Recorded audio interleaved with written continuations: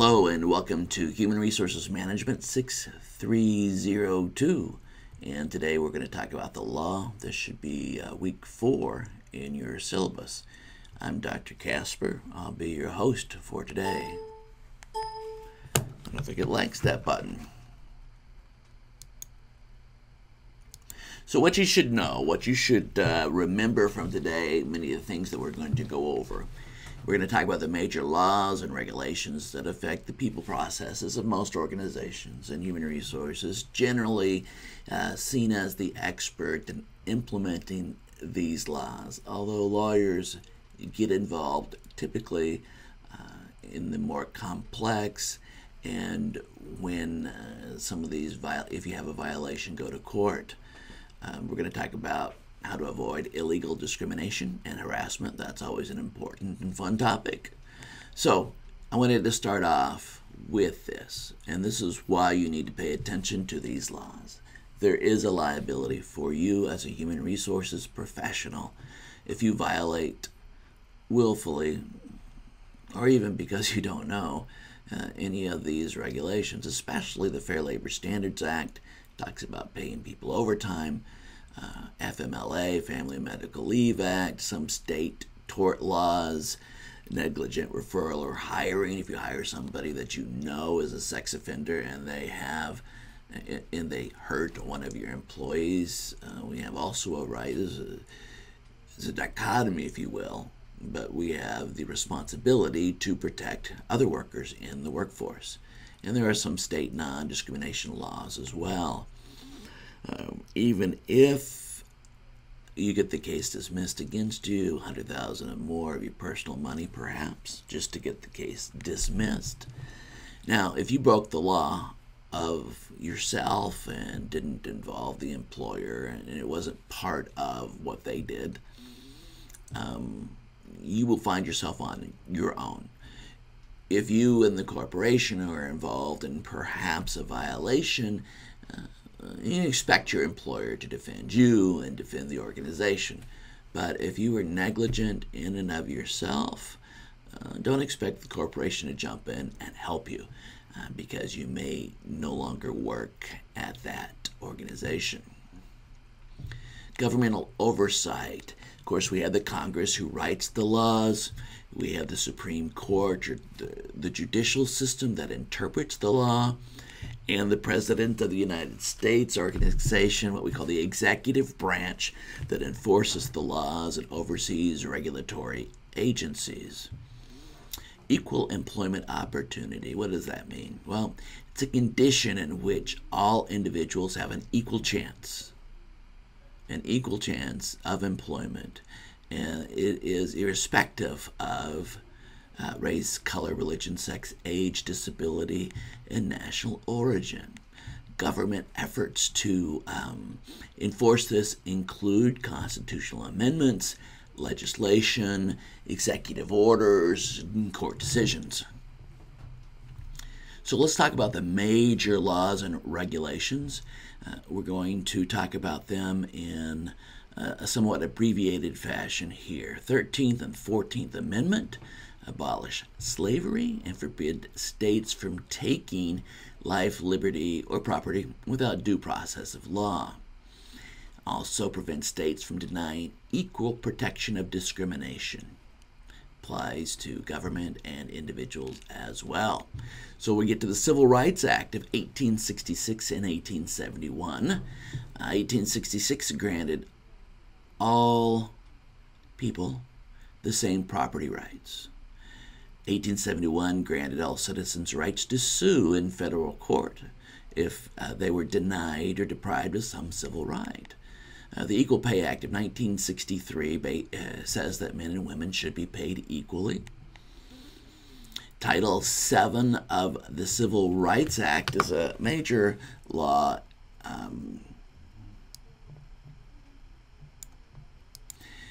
that's enforced by the EEOC, Equal Employment Opportunity Commission, is an agency of the Department of Justice. It prohibits employers from discriminating based on race, color, religion, sex, national origin. Applies to organizations that employ 15 or more. Oh, it looks like I went ahead and I clicked down to age discrimination in employment. The ADEA was originally enacted in 1967. It's been subsequently amended, but basically says that you cannot discriminate against people that are over the age of 40. Age discrimination claims filings make up a large percentage of the overall filing. And I guess you would expect that if you think about it, because everybody will turn 40 at some point. So next on our list we have the Vocational Rehab Act of 1973. Now the Vocational Rehab Act basically says certain organizations must take affirmative action, which means must do something for individuals that have disabilities. The Vietnam Era Readjustment Act, technical difficulty here, the Pregnancy Discrimination Act basically covers, as you would assume from reading it, it covers people who are pregnant, and it adds them to the Title VII of the Civil Rights Act. Now, it defines discrimination on the basis of pregnancy, childbirth, a related form of medical condition to be a form. If you discriminate based on those, it's a form of illegal sex discrimination. Benefits, including health insurance, should cover pregnancy and related medical conditions in the same way as other medical conditions. For example, an employer may not refuse to hire a woman because she is pregnant, even if she walks into the interview the day before she is due. As she is the most qualified, she should be offered the job and not be discriminated against. Decisions about work absences or accommodations must be based on the same policy that the organization uses for other disabilities. See, where are we? Oh, we backed up to the Vietnam Era Veterans Readjustment Act of 1974 that requires federal contractors to take affirmative action for those who served in the military in the Vietnam War between 1964 and 1975. Americans with Disabilities Act of 1990, very complicated law and takes a lot of figuring out and a lot of action on the part of employers, but it basically prohibits discrimination based on disability in all employment practices. And the basic definition of disability is a physical or mental impairment that substantially limits one or more major life activities. A record of having such an impairment or being regarded as having such an impairment. Executive orders are given by the President of the United States. This is usually referred to as Executive Order number 6 and 11.4.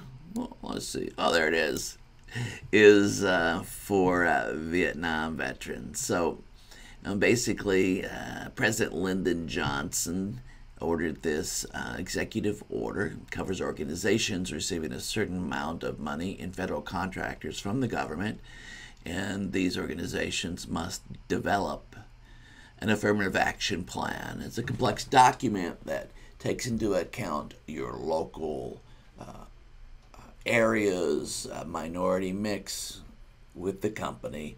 You have to show you're getting the same mix of in your pool in hiring, and people in the job match the community in which you're in.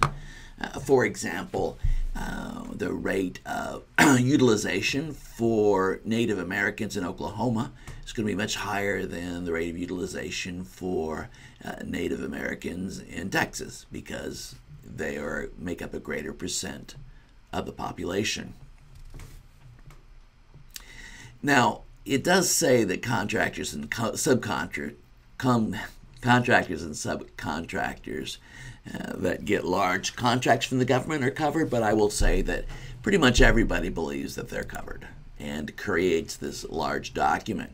Civil Rights Act of 1991 adds compensatory and punitive damages if you discriminate under Title VII or the ADA. Uniformed Service Employment and Reemployment Rights Act of 1994, basically for employees that were in the military who left jobs to fulfill military duties for up to 5 years. If they come back, they will be offered the same job that they left. Of course, it took on a new significance after 2001, after those terrorist attacks, because most of our people who are reservists got called up for a year or so. It involves making sure they're whole on pay. I remember lots of decisions based on how we would continue to pay folks, not required to pay, but some organizations decided to keep them whole against the paycheck that they were making. Genetic Information Non-Discrimination Act of 2008. I bet you didn't realize there was one of these. It says that an employer may not use your genetic information against you and forbids a collection of this data and harassment of an employee because of this genetic information, no matter where they got it. The Equal Employment Opportunity Commission is an organization that is responsible for enforcing most of these EEO laws. Somebody can write a complaint against an employer, and the Equal Employment Opportunity Commission would have to investigate it. There are timelines designated by the law in which you have to file, and you can't wait till 50 years you retire to make a complaint that happened earlier in your career. I think it's an 80-day or 160-day for the first filing. However, in most of the cases that I've seen and experienced, the EEOC waives that timeline. So here is the EEO charges. Basically, in a pie chart form, you can see what percentage of the charges for different types of, you see the dissemination or the number of charges filed with the EEOC for different types of discrimination.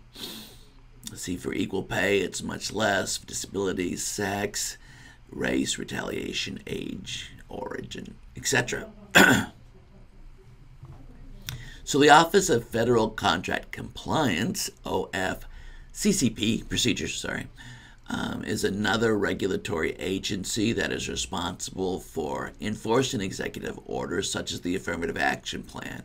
About once every 4 or 5 years, every organization undergoes an Affirmative Action Plan audit, which are severe in nature in that they are very detailed, and the human resources must be on top of it, must have done the numbers, created it on a yearly basis.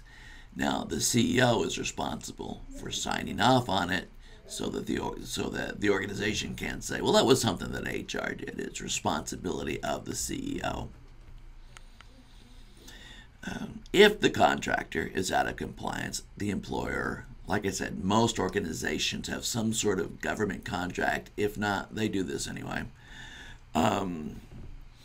They notify the EEOC or their sister organization if there's evidence of a Title VII violation, advise the Department of Justice to begin criminal proceedings, request that the Secretary of Labor stop any contracts that they might have and forbid them from bidding on any future contracts. Most of the time, however, warnings are issued and the employers are given a certain amount of time to fix their problems, their underutilization areas, and if they do,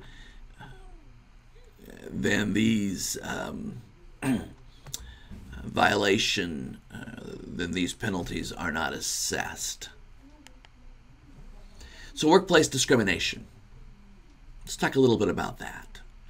There's two areas in which workplace discrimination are measured. One is disparate treatment, which is differing treatment of individuals based on the individual's race, color, religion, sex, national origin, age, disability status.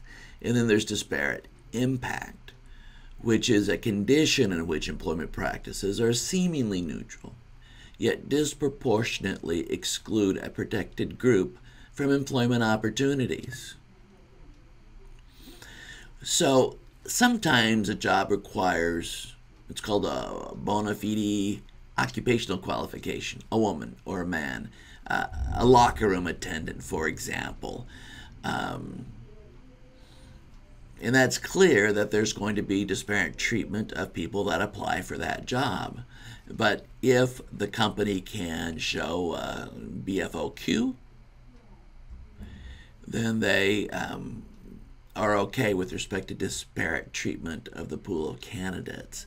For example, films, if they need a leading lady or a leading man that looks like a particular person, then they can choose their pool based on that. But most people do not have bona fides in their job descriptions, so they must treat all individuals the same.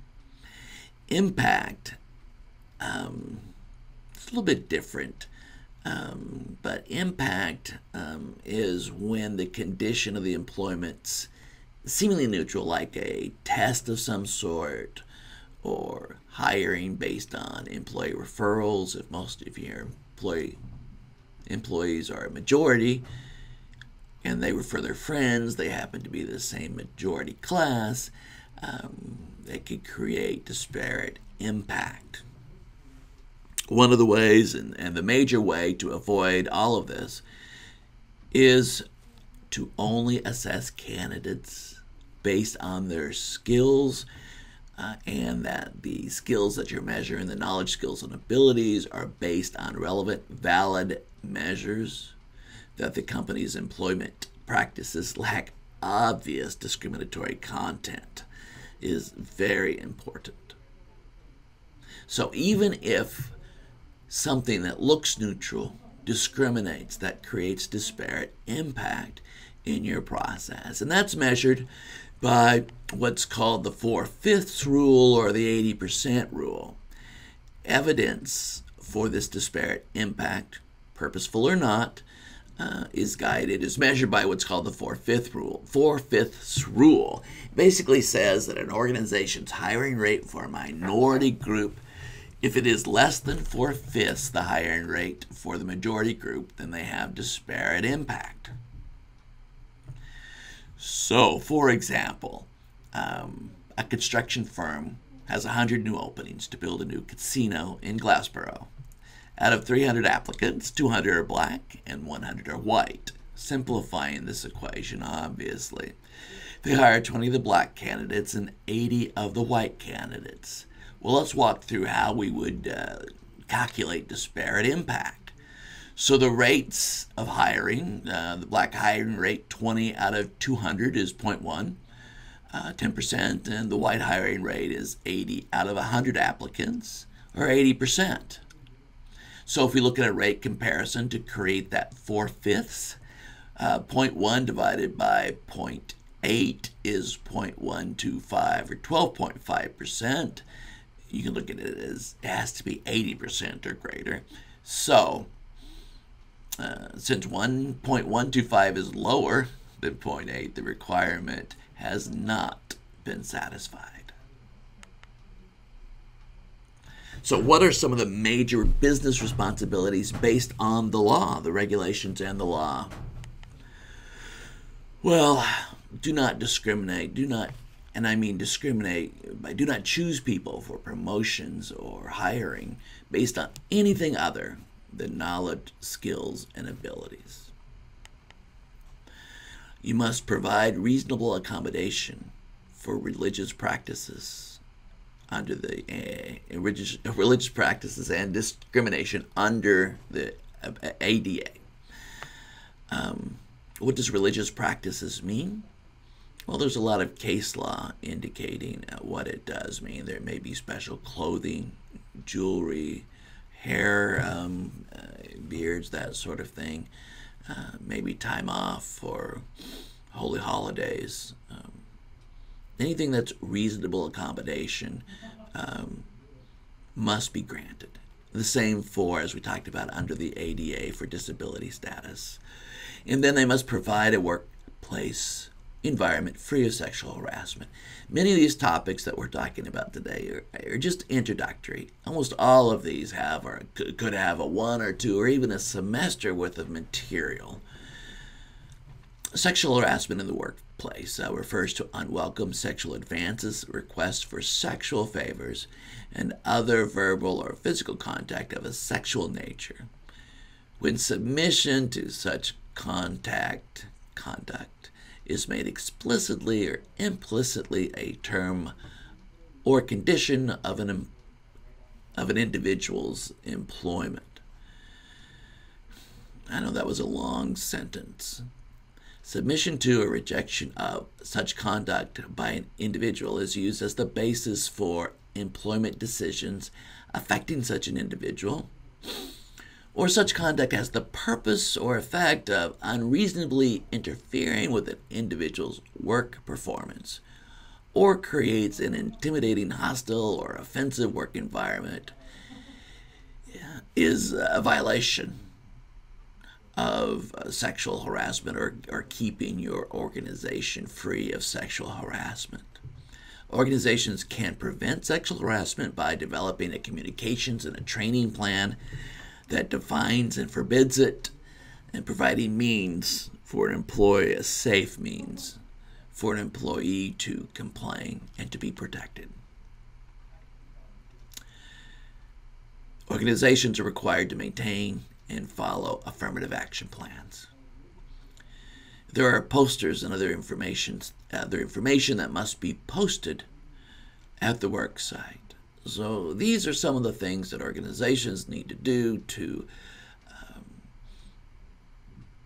follow the law, to follow the regulations, which they need to do.